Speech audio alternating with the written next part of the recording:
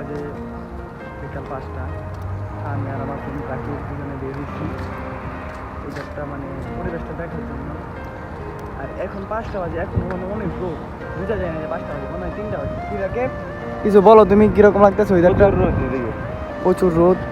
আর কি বলবো, এই যে দেখেন রোদের অবস্থা, এত রোদ।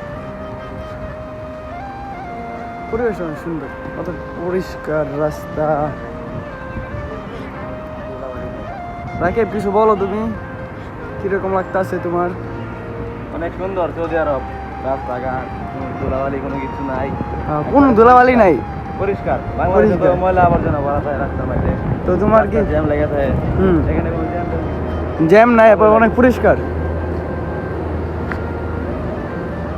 ওই মিয়া কারো আমরা কই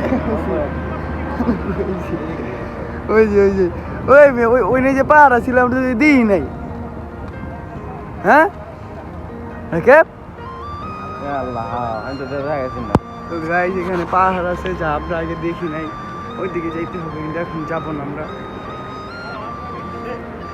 কত সুন্দর পরিবেশ, আল্লাহর কি সৃষ্টি, যে দেখবে সে বলবে মাশাআল্লাহ কত সুন্দর।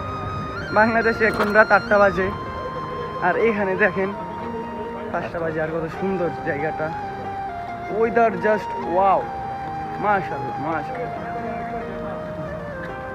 ওই যে পাহাড়, ওইখানে যাবো একটু করে।